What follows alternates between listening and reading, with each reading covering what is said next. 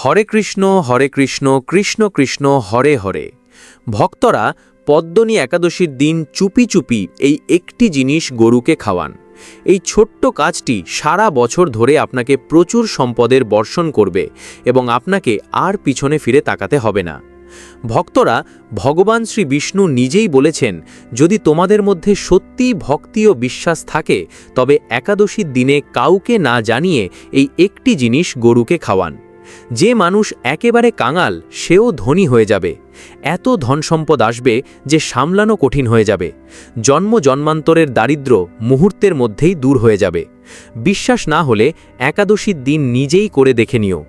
ভগবান শ্রী বিষ্ণু বলেছেন যে যদি কোনো ব্যক্তি সঠিক সময়ে সঠিক মুহূর্তে সঠিক নিয়ম মেনে একাদশীর দিন এই একটি কাজ করে তবে তার ঘরে স্বয়ং মা লক্ষ্মীর বাস হয়। তার জীবনে চলতে থাকা দারিদ্র্য, দুঃখ, কষ্ট সব শেষ হয়ে যায়। জন্ম জন্মান্তরের দারিদ্র্য তৎক্ষণাৎ দূর হয়ে যায়। ভাগ্য সপ্তম আকাশে পৌঁছে যায়। যে যেখানে যাবেন ধন সম্পদ পেছনে আসবে। হ্যাঁ বন্ধুরা, যদি আপনি কাউকে না বলে চুপি চুপি এই একটি জিনিস গরুকে খাওয়ান তাহলে আপনার 7 জন্মের পূর্বপুরুষের অভিশাপ দূর হবে, গ্রহগত ত্রুটি দূর হবে, বাস্তু ত্রুটি দূর হবে এবং আপনার জীবনের সমস্ত দুঃখ কষ্ট এবং যন্ত্রণা দূর হবে। এবং বন্ধুরা, আপনার জীবনে এত সম্পদ আসবে যে আপনি তা সামলাতে পারবেন না। খাদ্য বা অর্থের কোনো অভাব হবে না। প্রতিকারটি খুবই সহজ, তবে এর সাথে থাকা নিয়মগুলি খুবই কঠোর এবং আপনার জন্য এই নিয়মগুলি বোঝা খুবই গুরুত্বপূর্ণ হবে। কারণ মানুষ সহজেই প্রতিকারটি করে, কিন্তু প্রতিকারটি করার পরে সংকল্পের মূল সংকল্প করতে ব্যর্থ হয়। এই পদ্মনী একাদশী 3 বছর অন্তর একবার পালন করা হয়। তাই আমরা যেই কথা বলতে যাচ্ছি, যদি আপনি আমাদের বলা অনুযায়ী সঠিক সময় এবং ভক্তির সঙ্গে কাজটি করেন তাহলে বিশ্বাস করুন কিছুদিনের মধ্যেই আপনার জীবনে অর্থের বৃষ্টি শুরু হবে। এরপর আপনার উন্নতির পথে আর কেউ বাধা দিতে পারবে না। আপনার প্রতিটি মনস্কামনা পূর্ণ হবে। আপনার ঘর সুখে ভরে উঠবে। দেখুন, সেই গোপন জিনিসটি কি যা আপনাকে পদ্মনী একাদশীর দিন মাতা গরুকে খাওয়াতে হবে। তাই আজকের ভিডিওটি খুবই গুরুত্বপূর্ণ হতে চলেছে। আমার সকল ভক্তদের কাছে হাত জোড় করে অনুরোধ, ভিডিওটি সম্পূর্ণ দেখবেন, মাঝপথে ছেড়ে যাবেন না। আপনি যদি ভিডিওটির মাঝপথে ছেড়ে চলে যান তাহলে এর পুণ্য ফল লাভ করতে পারবেন না। আরেকটি কথা, ভিডিওটি অবশ্যই একটি লাইক করে দিন আর কমেন্ট বক্সে ভক্তি ও ভালোবাসা নিয়ে লিখবেন, জয় মা শ্রী লক্ষ্মীর জয়। এই ভিডিওতে আমি পদ্মনী একাদশীর দিন মাতা গরুকে কি খাওয়াতে হবে, মাতা গরু এবং প্রতিকার সম্পর্কিত নিয়ম, সতর্কতা এবং সংকল্পগুলিও ব্যাখ্যা করব। আমি এটিও ব্যাখ্যা করব যে এই প্রতিকারটি আপনাকে কিভাবে উপকার করবে। মানুষের জীবনে অনেক ঝামেলা, অশান্তি এবং দুঃখ কষ্ট আছে, তবে এটি একমাত্র সমাধান যা আপনাকে পদ্মনী একাদশীর দিন করতে হবে।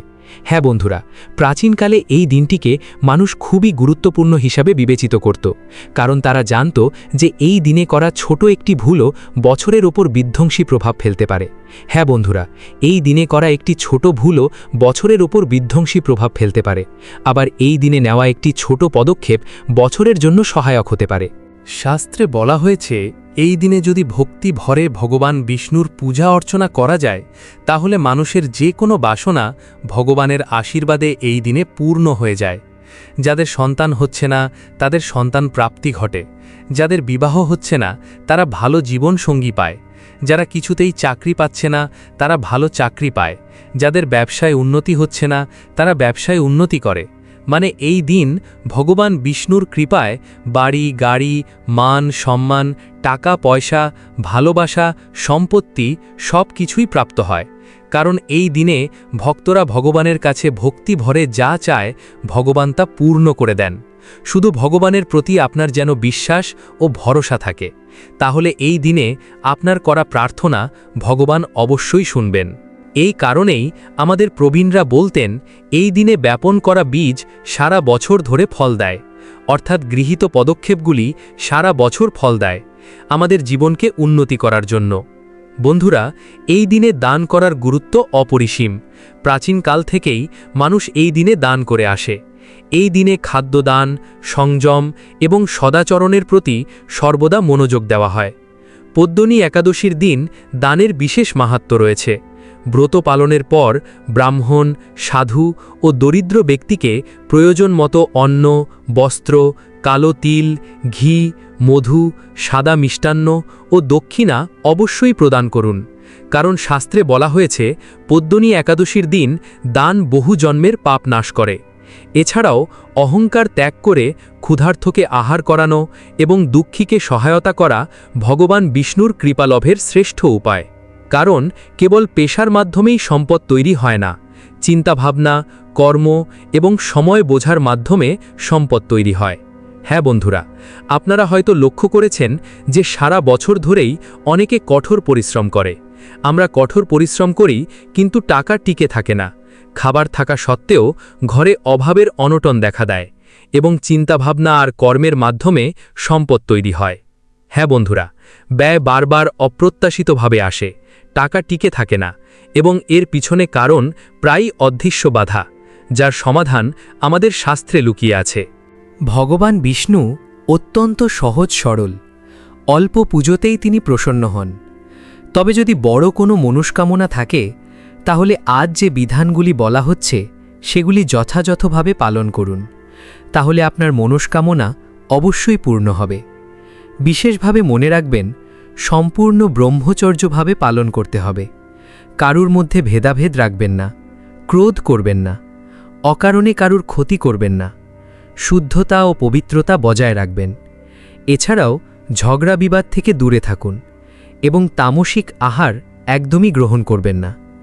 এই সমস্ত বিষয় থেকে দূরে না থাকলে ভগবান বিষ্ণু ও মা লক্ষ্মী অসন্তুষ্ট হতে পারেন। আচরণ এবং মন সম্পূর্ণভাবে শুদ্ধ রাখুন এবং সম্ভব হলে সন্ধ্যাকালে ভগবানের পুনরায় পুজো করুন। তবে যদি একবারও হৃদয় থেকে ভগবানের স্মরণ করে নাও, তাও যথেষ্ট। আজকাল মানুষ দানকে একটি ট্রেন্ডিং বিষয় করে তুলেছে। লোকেরা যখন গোশালায় যান, তখন তারা ফোন বাইরে রেখে গরুকে খাওয়ান। যখন তারা অন্য কাউকে টাকা দান করেন, তখন তারা তাদের সাথে ছবি তোলেন এবং ভিডিও করেন, তারা অন্যদের দেখান। কিন্তু শাস্ত্রে বলা হয়েছে দুটি জিনিস সবসময় গোপনে করা উচিত, প্রথমত দান আর দ্বিতীয়ত প্রার্থনা বা ধ্যান। কারণ এই দুটি জিনিস যত বেশি গোপন থাকবে, আপনি তত বেশি পুরস্কার পাবেন। আমি ধীরে ধীরে আপনাকে সেই দিকে নিয়ে যাচ্ছি যেখানে আসল রহস্য লুকিয়ে আছে। কিন্তু তার আগে আমাদের শাস্ত্রে গরুকে কেন এত উচ্চ স্থান দেওয়া হয়েছে এটা জানা গুরুত্বপূর্ণ।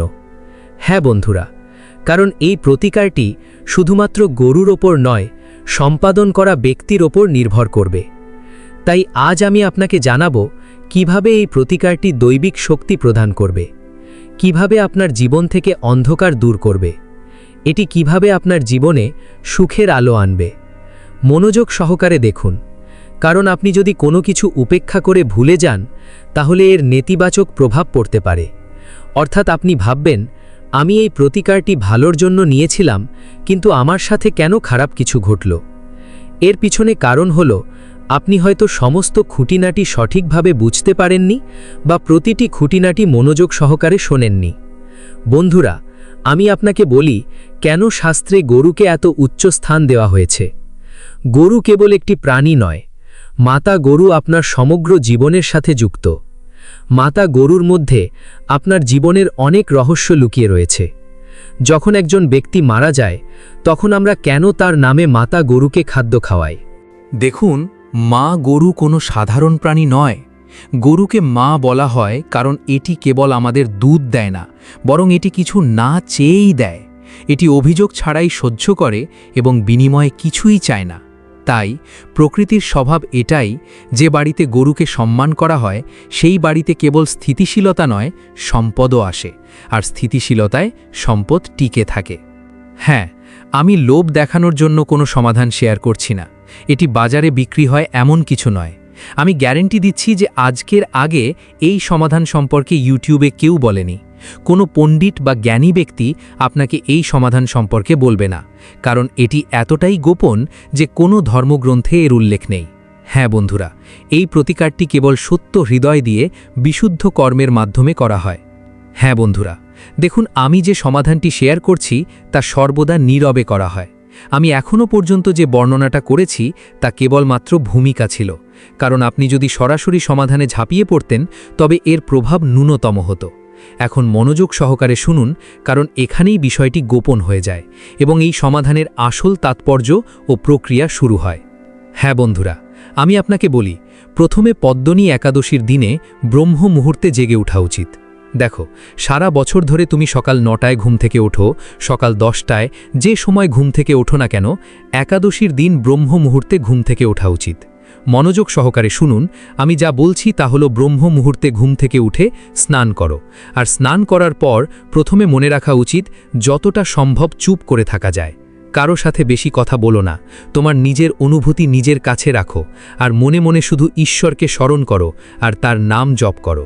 দেখো, ঘুম থেকে ওঠার পর তোমার মোবাইল ফোনের দিকেও তাকাবে না, তোমার মন শান্ত রাখো এবং এই অনুভূতি রাখো যে আজ আমি কিছু ঠিক করতে যাচ্ছি। এই প্রতিকারের মূল উদ্দেশ্য হল তোমার জীবনকে নতুন দিকে নিয়ে যাওয়া। এই প্রতিকার তোমার জীবনের ভুলগুলি দূর করবে। হ্যাঁ বন্ধুরা, তোমার মনে আজ এই অনুভূতি থাকা উচিত যে আজ আমি কিছু ঠিক কাজ করতে যাচ্ছি। গরুর জন্য যে জিনিসটি তৈরি করা হয় তা দেখতে খুবই সহজ, তাই মানুষ এটাকে হালকাভাবে নেয়, কিন্তু এটাই এর শক্তি। দেখো, আমি যা বর্ণনা করছি তা খুবই সহজ এবং এর আগে কেউ কখনো তোমাকে এ সম্পর্কে বলেনি। এছাড়া মনে রাখবে, এই প্রতিকারের জন্য কোনো জপ বা নামকরণের প্রয়োজন নেই, শুধু বুঝে শুনে করো।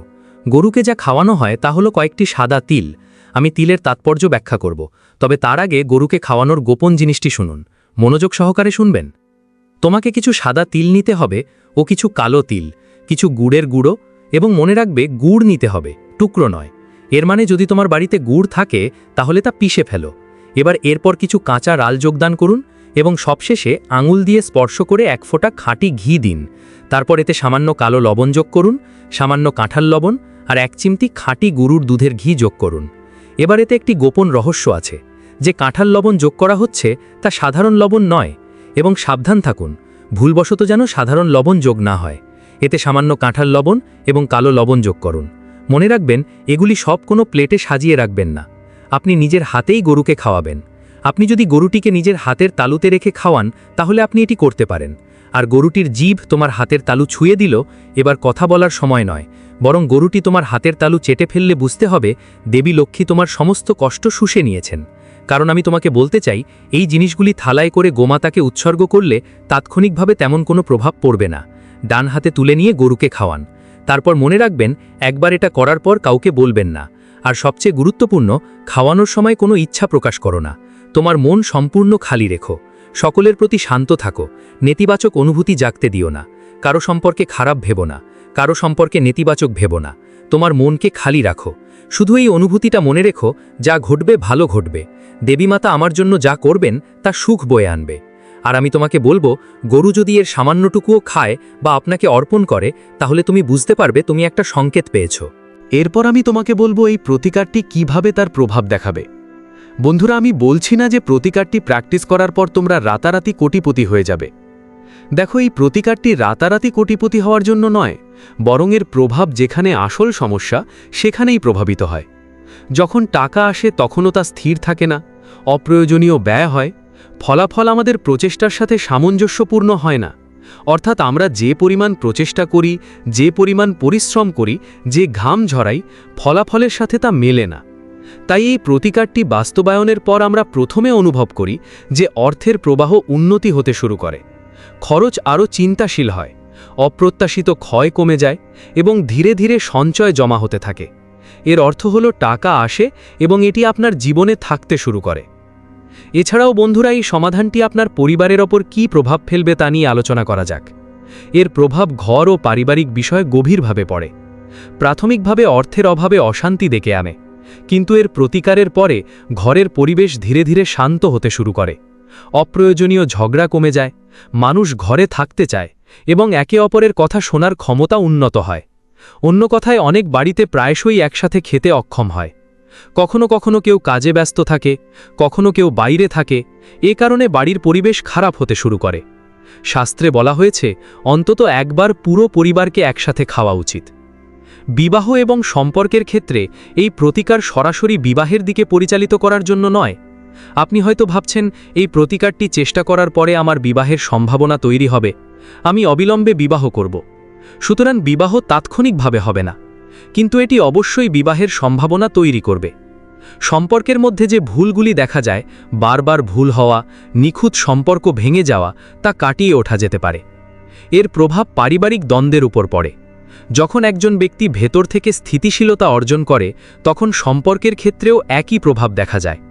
বিবাহিতদের ক্ষেত্রে এই প্রতিকার বোঝাপড়া এবং সহনশীলতা বৃদ্ধি করে এবং সম্পর্ককে শক্তিশালী করে। হ্যাঁ বন্ধুরা, এটি মানসিক অবস্থা এবং আত্মবিশ্বাসের ওপর প্রভাব ফেলে। অনেকেই বাইরে থেকে ভালো দেখায়, কিন্তু গভীরভাবে তারা ক্রমাগত ভয়, উদ্বেগ এবং নিরাপত্তাহীনতার মধ্যে বাস করে।